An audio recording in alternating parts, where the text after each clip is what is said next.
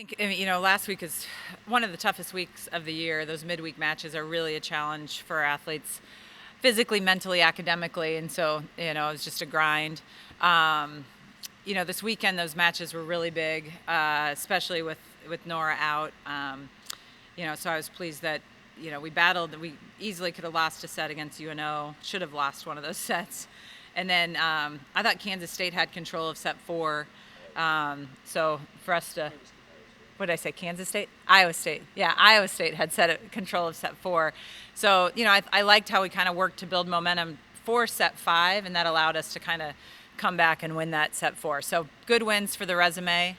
High Point, is coached by former assistant Ryan Meek. He's done a great job. They win the Big South almost every year. And he's got another really good team. Lots of transfers. There's Allie Gray on that team, who's a Omaha Skutt kid. And then I haven't watched much of Minnesota yet, but obviously they're a really talented team and should be fun. Questions?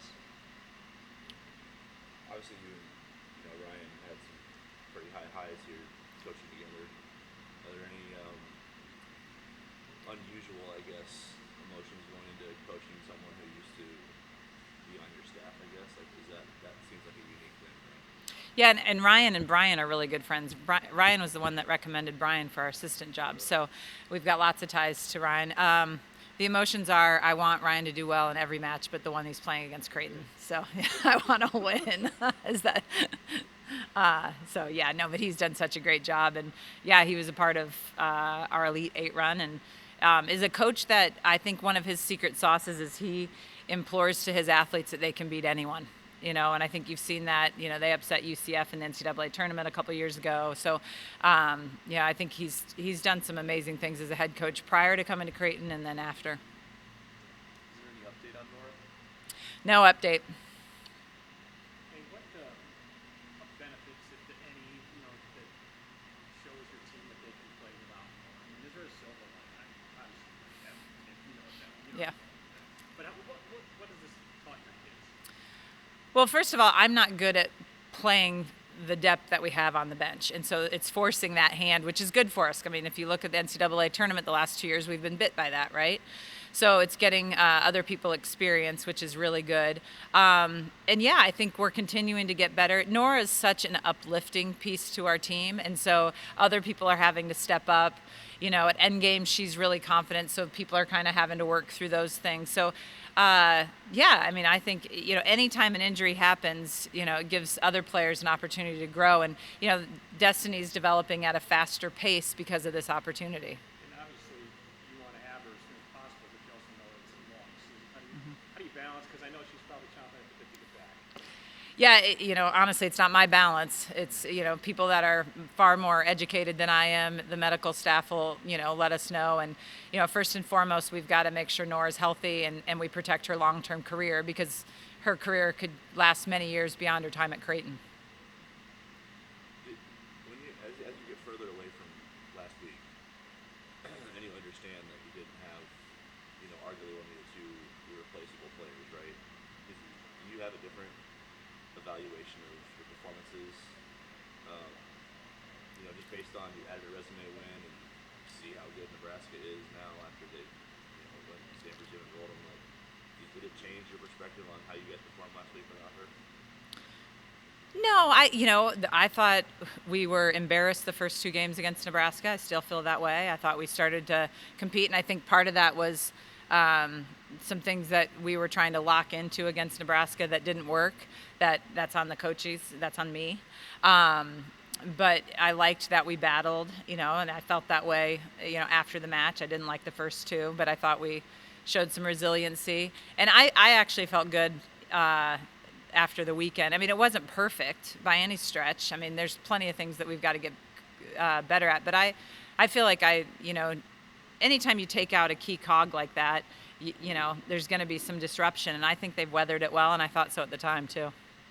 How encouraging is that to you, seeing how the girls respond with Norah being out? Well, I think one of the things that we learned in Europe when everyone played, right, was that there wasn't a big drop-off when we did that. And so one of the things that we've talked about with this team is we're really deep. which leads to some toughness with role acceptance, right? Because, it's not like a big gap in a lot of the positions. So I think our team trusts each other. I think fans have just seen Norah for 2.5 years, and, Norah's a mainstay. And obviously we wish she was out there, but we know that we've got good players that are practicing every day, ready to step in, and we're seeing some people do that. I know you said that you're getting out of your comfort zone a little bit here in terms of using the depth that's on the roster. Obviously with Norah, it's forced your hand injury related, but there's been instances throughout the year where it hasn't been injury related, it's just been a feel. What's that been like in terms of getting a little bit out of your standard kind of way of doing things? I don't feel like I've done it probably enough. But I think the right side position's been a little bit of still a moving, trying to figure out where we're going to be best. So there's been some movement there. And yeah, I would say it against Iowa State. Ellie Bickelmeyer came in and did a great job. Her numbers were great. But, we thought Kiara could bring a little bit more blocking. And Kiara is such a dynamic kid and energy-wise. And then we knew she had a good serve. So those were kind of the things that were kind of, as we were trying to make decisions. But I still need to do that more, I think. But it's hard in the moment because every match is critical. We gotta put ourselves in a situation to try to win every match. Do you feel like you've gotten what you've wanted out of the non-conference schedule so far, heading into conference or soon?